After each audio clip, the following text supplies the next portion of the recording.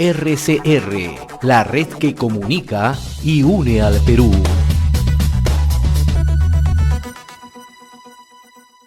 Vamos a tomar contacto inmediato desde Arequipa con el profesor Jamer Villena, ex secretario general del Sindicato Único de Trabajadores de la Educación en el Perú, SUTED, ¿no? Y actual secretario de organización de la Confederación General de Trabajadores del Perú.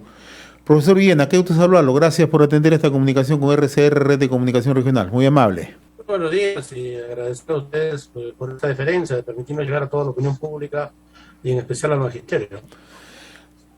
Para ponerle en contexto, ¿no? Ayer el presidente de la República ha anunciado, ¿no?, que el gobierno le está poniendo bastante énfasis al retorno presencial a clases a partir de marzo del 2022. Eso ha sido en materia educativa lo más saltante que ha destacado también un presupuesto para brindar, digamos, facilidades, adecuación a los centros educativos, ¿no? ¿Cuál es la precisión que tiene usted en materia educativa de los primeros 100 días de gobierno de Pedro Castillo? Bueno, son unos 100 días lamentables, porque si nos remontamos un poco al pasado de las promesas electorales que hiciera el presidente de la República, vemos que en estos 100 días no ha avanzado en concretizar ninguna propuesta de campaña electoral. Un tema importante, por ejemplo, es el presupuesto al sector educación, que no ha anunciado cuánto va a ser el incremento del presupuesto al sector educación para el próximo año y cumpliendo lo que se ha aprobado en el Congreso de la República, que tendría que ser un mínimo del 6% del PBI progresivamente. En segundo lugar, habló de derogatorias, por ejemplo, derogatoria de la Ley General de Educación, derogatoria de la Ley de Reforma Magisterial, y otros aspectos más, como por ejemplo, incrementar el sueldo a los maestros, etcétera, etcétera. Entonces, nada de esto se ha concretizado, lo cual simplemente nos parece pura demagogia, ¿no? El anunciar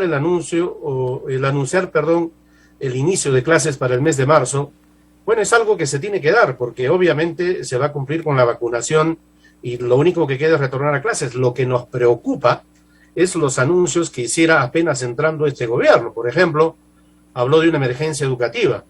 ¿Qué se ha hecho con la declaratoria de emergencia de parte del gobierno en favor de la educación? Por ejemplo, para volver a la presencialidad inclusive en marzo, tenemos varios problemas.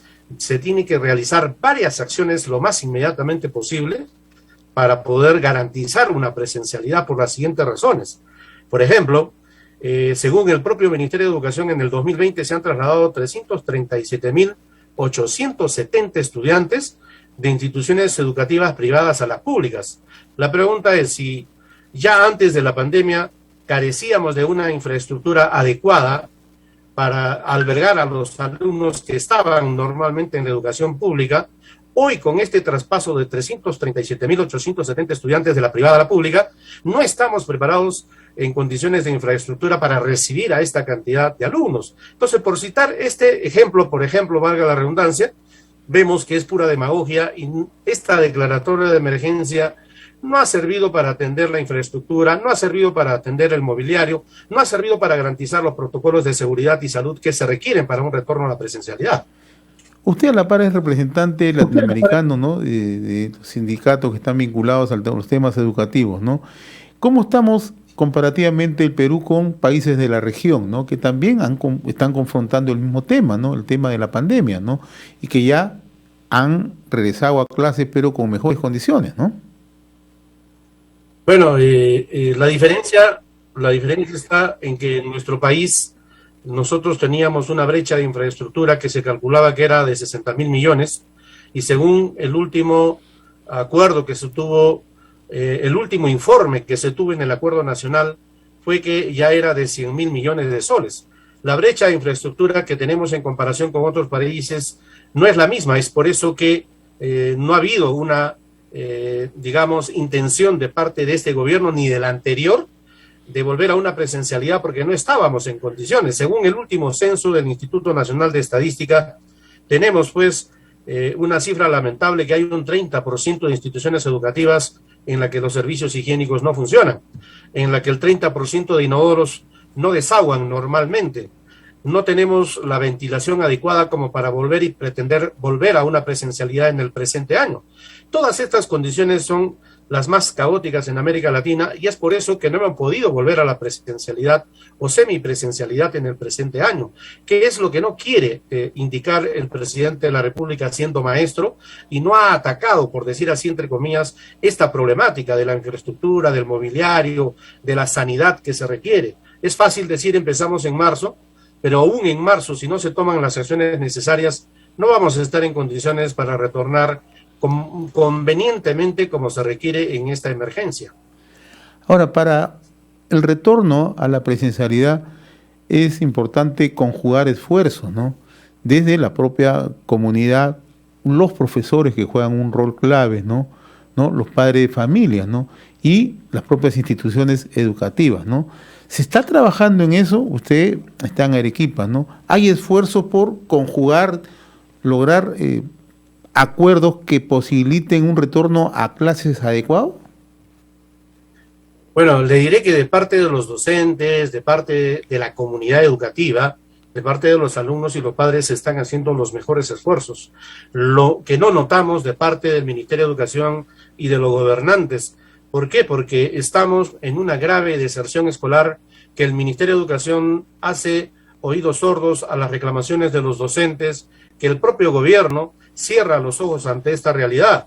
Es preocupante porque el aumento de la deserción escolar del 1.3% se ha incrementado al 3.5% en inicial y primaria. Hay otros problemas colaterales que no está advirtiendo el Ministerio de Educación o que se está haciendo el ciego. Por ejemplo, el síndrome de Burnet está afectando gravemente a los alumnos. El estrés, mejor diremos, para que se comprenda y la opinión pública nos entienda. El estrés que está afectando por las clases virtuales a los alumnos está incidiendo en esta deserción escolar porque los alumnos, al estar solos en la casa, están dedicándose al mal uso de las redes sociales, están en un estado de obesidad muy preocupante y están entrando a la ludopatía, que es una grave enfermedad. El Ministerio de Educación debería hacer una campaña sistemática para que todos puedan hacer actividad física y mediante esto eliminar el estrés. Este es un problema, por ejemplo, que no está tomando en cuenta el Ministerio de Educación, que nosotros sí en las instituciones educativas lo estamos tomando en cuenta y que por ello, indudablemente, estamos exigiendo al Ministerio de Educación que se realicen campañas a través de psicólogos, que se incrementen los psicólogos para que puedan dar charlas a los padres de familia, a los alumnos, para eliminar este peligroso síndrome de Burnet que está afectando ya a la población escolar y que traería graves consecuencias incluso para el retorno a la presencialidad, porque uno de los síntomas o una de las manifestaciones por las cuales se presenta este síndrome de Burnet, por ejemplo, es que los alumnos no quieren prender cámara, están cohibidos, es que los alumnos no quieren inclusive prender el micro. Entonces todo esto está originando una grave deserción escolar que lamentablemente el Ministerio de Educación y el actual ministro de Educación desconoce, porque no conoce la realidad que se vive a través de esta educación virtual. Entonces falta el interés de las autoridades y del propio Ministerio de Educación para garantizar un retorno a una presencialidad segura que garantice pues ir reduciendo esta brecha de deserción escolar que tenemos, ¿no? Estamos dialogando con el profesor Hammer Villena, ¿no? Actual secretario de Organización de la CGTP y exsecretario general del SUTEP. Permítame abordarle otro tema que tiene que ver ya con la gestión en el sector educación, en el Minedu, ¿no? Ayer, ¿no?, ha sido designado como viceministro de Gestión Institucional el profesor Roy Carlos Palacios Ábalos, ¿no? Y de acuerdo a las indagaciones de la prensa, ¿no?, él es integrante de la Federación Nacional de Trabajadores en la Educación del Perú, FENATE o FENATE, y también es secretario general de la filial Pasco, ¿no?, de la misma agrupación y coordinador del Partido Político Popular y Magisterial en la circunscripción de Pasco, ¿no? Me gustaría conocer un primer punto de vista, ¿no?, porque mucho se ha venido cuestionando, ¿no?, en los últimos 100 días, ¿no?, que hay una clara preferencia, ¿no?, por un sector considerado radical en el magisterio, ¿no?, y que está alejado justamente del sector institucional como es en este caso el SUTEP, ¿no? Bueno, efectivamente, y es preocupante de que este tema no esté correctamente siendo abordado por el Congreso de la República y por constitucionalistas, porque lo que se está haciendo con el SUTEP es un inicio de lo que pueden hacer con otras organizaciones gremiales e incluso políticas, pero lo que nos preocupa es la gremial porque, por ejemplo, se está atentando contra el Estado de Derecho, se está atentando contra el Estado democrático, porque el gobierno, los anteriores gobiernos y han suscrito los convenios internacionales con la Organización Internacional del Trabajo. Y ahí en el convenio 87 y en el convenio 98, se es claro de que no puede haber ningún tipo de injerencia de parte del gobierno para la constitución de organizaciones sindicales. Y esto es una grosera y descarada intromisión e injerencia de parte del gobierno, porque hay audios, hay videos en la que el propio presidente Castillo estuvo participando en un congreso estatutario de la FENATE Perú. Ahora tenemos un ministro de Educación que pertenece a la FENATE Perú y tenemos ahora, para colmo, un viceministro que pertenece a las filas de FENATE Perú. Entonces yo quiero recordar que en la parte de libertad sindical del convenio, pues, que he mencionado, en primer lugar, el 87, indica que las autoridades públicas deberán abstenerse de toda intervención que tienda a limitar el derecho, pues, de crear una organización sindical o, en todo caso, propiciar desde el gobierno una organización sindical como lo están haciendo descaradamente desde el gobierno. En todo caso, yo creo y hago el llamado al magisterio a no dejarse sorprender y a darse claramente cuenta de que la utilización que ha hecho el señor Castillo durante todo este tiempo para simplemente concretizar su apetito ideológico y político de llegar al poder, pero no para favorecer al magisterio. Entonces yo haría un llamado al Congreso, porque se están violando dos convenios internacionales, se está violando la libertad sindical que está constituida y aprobada en la propia Constitución Política, se está violando la Ley 27556, Decreto Supremo 010 y 011, que habla de la libertad sindical y de la no injerencia de los gobiernos de turno en las organizaciones sindicales, lo cual es un peligro no solamente para el SUTEP, sino para otras organizaciones sindicales, porque ya lo están haciendo con el SUTEP e irán avanzando con otras organizaciones indudablemente. ¿Cuáles son los temores, profesor Villena, que en el pliego nacional magisterial se ha dejado de lado el SUTEP y el ministro o el sector de educación se siente a conversar con el FENATE Perú? Bueno, el temor es que, digamos, esto se consolida con el SUTEP y entonces lo que están haciendo ya con otros sindicatos a nivel nacional también, que en donde ya tenían infiltración, es deslegitimar las organizaciones sindicales y populares para utilizarlas como colchón social a este gobierno. Ese es el objetivo político del cual debemos darnos cuenta todos y deben de darse cuenta los congresistas de que es un atentado contra el Estado de Derecho por esa circunstancia, por la utilización política que se quiere hacer de estas organizaciones, más no para atender su pliego de reclamos. Ahora, nos preocupa sí de sobremanera lo que está indicado, porque no se está respetando el debido proceso para la presentación, por ejemplo, del pliego de reclamos.